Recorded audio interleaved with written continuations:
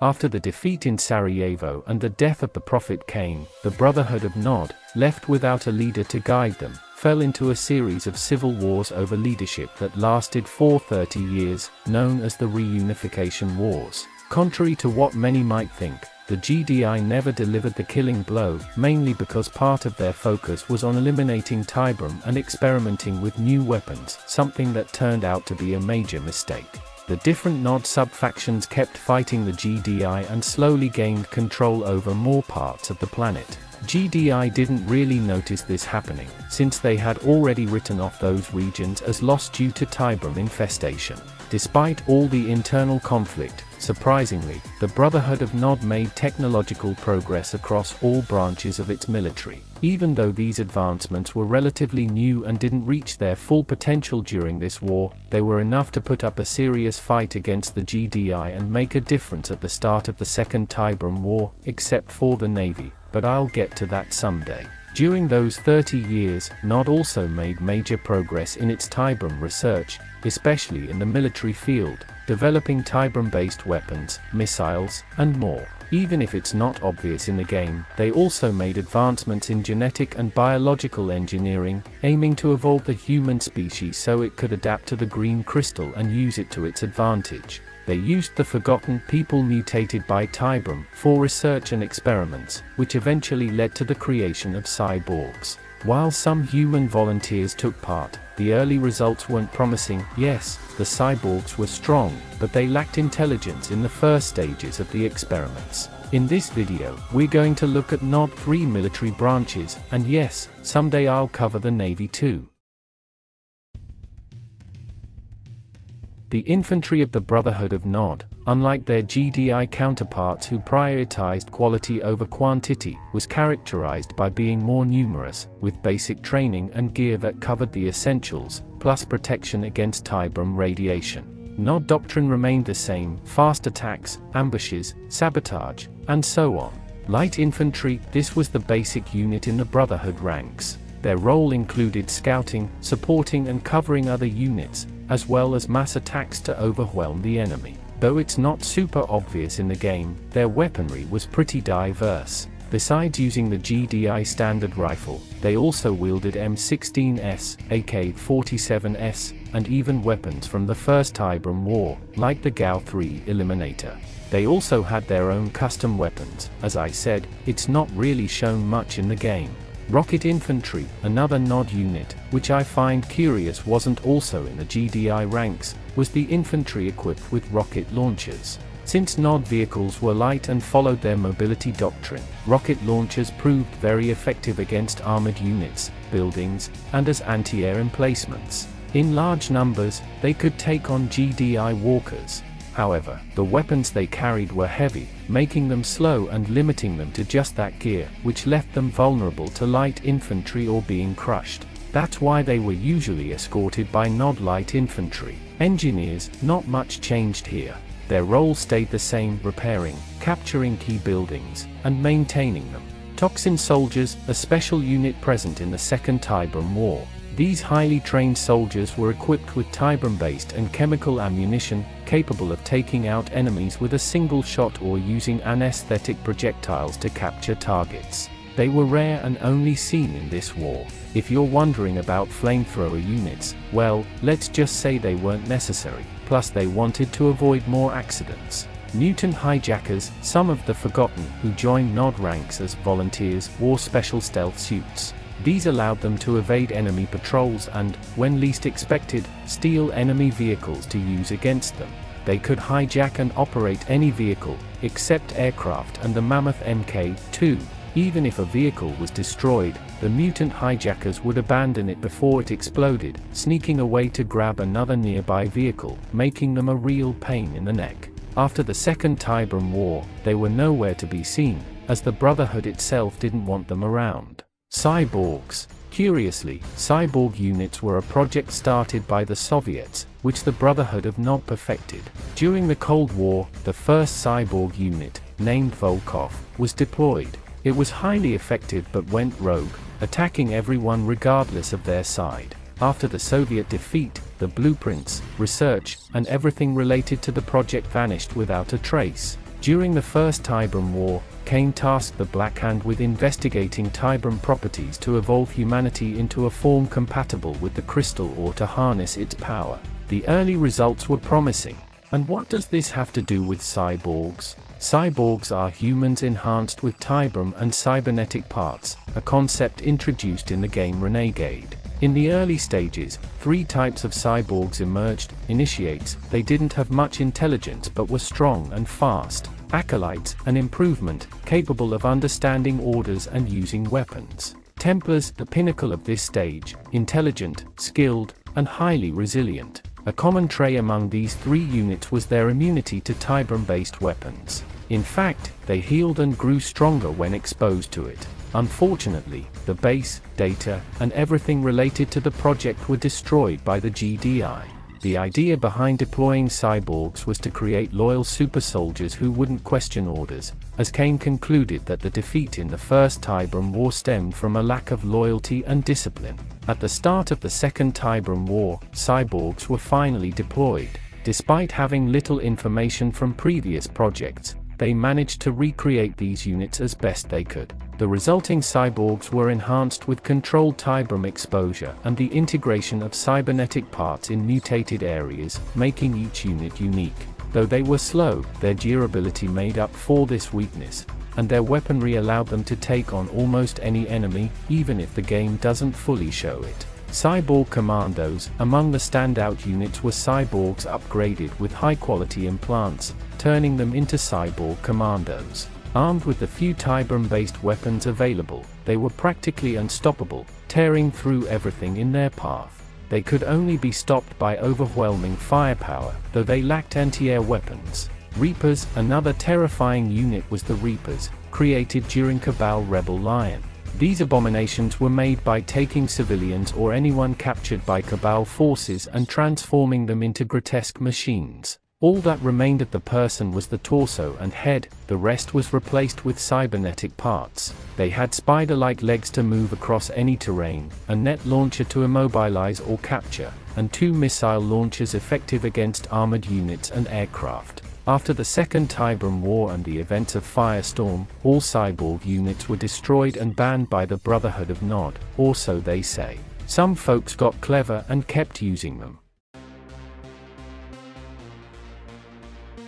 Although the Brotherhood of Nod achieved notable technological advancements, decades of civil wars, ongoing battles with GDI, and the deep distrust among its leaders didn't help much. Only when Cain reappeared before his followers did all military resources finally unify under a single objective, to serve Cain. Buggy and attack bike, these vehicles didn't undergo major changes, mainly because they were already highly effective and there was no real need to modify them. The only exception was the buggy, which now required only 1 operator thanks to its automated dual turret system. For those who might have forgotten, these units are designed for scouting, fast strikes, and ambushes. Tank. After the First Tiberium War, the Brotherhood realized their tanks couldn't match the GDI heavy armor. As a result, they developed several models, and the standout was the Tank. This compact, agile tank is equipped with a medium-caliber cannon that fires explosive shells and a light machine gun, though it's not shown in the game. Its key feature is its ability to dig into the ground using a special mechanism that buries the tank, leaving only its turret exposed. In this mode, the tank becomes a stationary turret, lowering its profile, increasing its resistance to attacks, and allowing it to rotate 360 degrees. Devil's Tongue. Due to surface hazards and GDI air superiority, Nod designed a subterranean vehicle to move underground and ambush enemies with onboard weaponry. The result was the Devil's Tongue, a light underground tank equipped with twin flamethrowers that unleash intense streams of fire. It was built to tunnel beneath enemy lines and emerge by surprise, making it perfect for ambush and infiltration tactics. However, its light armor made it vulnerable to anti-tank weapons. It could be detected by sensors, and certain pavement materials around enemy bases prevented it from surfacing, forcing it to reroute or exit elsewhere. Subterranean APC. Another underground unit was the Subterranean APC, which served as a troop transport. It was effective for ambushing patrols or sneaking into enemy territory, but it shared the same downsides as the Devil's Tongue, light armor and trouble with sensors or fortified terrain. Stealth tank, this vehicle, which remained in use after the First Tiberium War, didn't change much. It retained its fast mobility, stealth capabilities, and anti-armor missile system. However, it also kept its flaws: thin armor, high energy usage that prevented it from firing while cloaked. It had to decloak to attack, and now, a new issue: enemy sensors could detect it, making it an easy target. Still, it remained a very useful unit. Mobile artillery, another unit that continued to serve, and likely always will, is the mobile artillery. This light vehicle is equipped with a long-range cannon that fires explosive shells in a high arc. This allows it to hit targets from afar, even over obstacles like hills or walls. Its minimalist design sacrifices armor and speed in favor of sheer firepower. It's effective against infantry, light vehicles, and structures, but less accurate when targeting fast-moving units. Its light armor makes it extremely vulnerable to direct attacks, and its slow speed limits its ability to reposition or escape danger. However, its low cost allows for mass production, which can result in a deadly rain of artillery fire. After the Second Tiberium War, most of these vehicles were either scrapped, upgraded, or replaced. There weren't many major changes overall.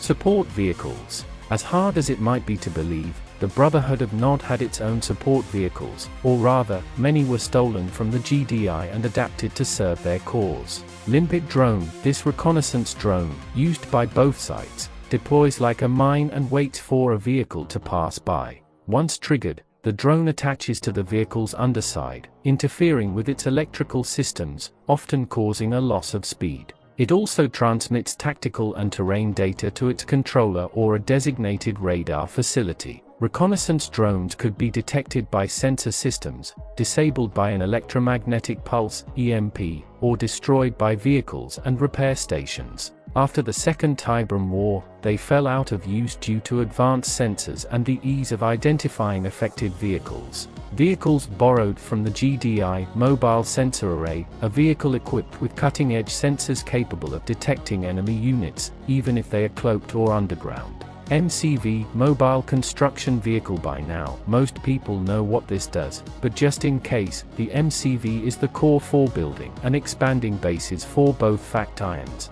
allowing them to establish and manage operations on the battlefield. It's expensive, slow, and must be protected at all costs. Mobile War Factory, similar to the MCV but designed exclusively for producing vehicles. It's useful for securing positions and reinforcing the front line quickly. Now, let's move on to the Brotherhood of Nod-owned vehicles. Mobile Repair Vehicle. This robotic vehicle can repair damaged vehicles on the battlefield. It's equipped with an extendable arm containing all the tools needed for repairs. Though it was very useful, ironically, it was discontinued after the war, and the GDI created their own version, which proved extremely practical. Mobile Stealth Generator. Stealth generators were great for hiding bases, so Nod designed a mobile version. This vehicle allowed units to stay invisible for stealth attacks against enemy bases. Unfortunately, it couldn't move and deploy its cloaking system at the same time due to power issues, stability problems,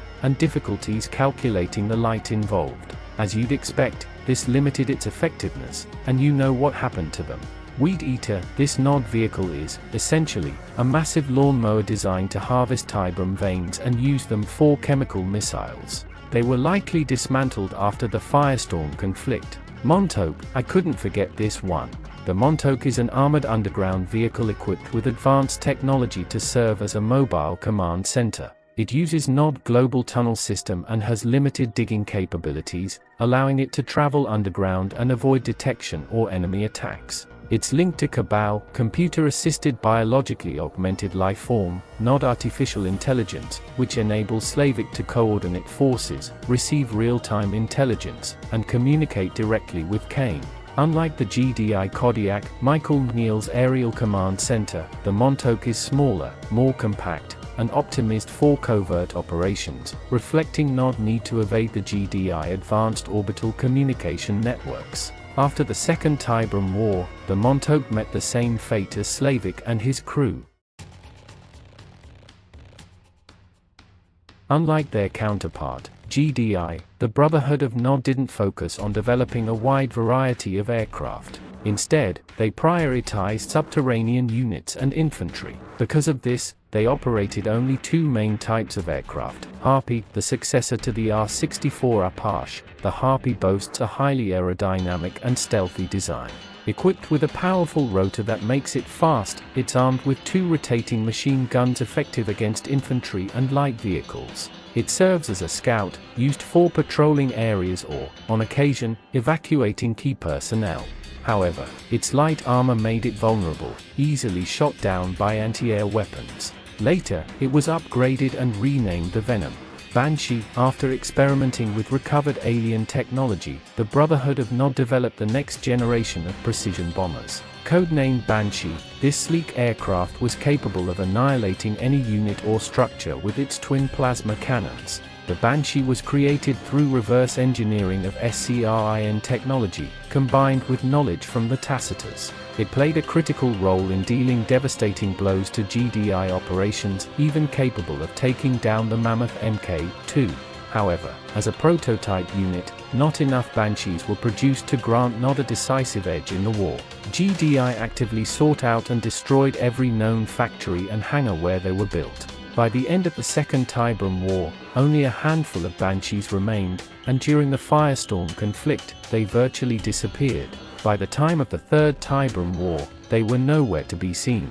One plausible explanation is the high cost of construction, the advanced tech level required, or their reliance on hard-to-obtain components. Another theory suggests that Cabal, before its destruction, took all blueprints and data related to their creation. The Brotherhood of Nod, despite their defeat in the First Tiberium War, the loss of their leader came, and 30 years of civil war, didn't do too badly, let's be honest. If they hadn't focused on betraying each other and wasting resources on internal fights, they'd have at least had better weapons to take on the GDI, and who knows, maybe they would have won. With that, I'm wrapping up everything about the units of the Second Tiberium War and the events of Firestorm. In the next video, I'll talk about Cabal units. I know I could have just said they all turned into cyborgs or included them in this video, but to make things more interesting, I'll check out some mods that feature Cabal as an independent faction. I've got a few options in mind, but only one or two are actually available. See you in the next one. Give it a like, subscribe, comment, and share. Catch you later.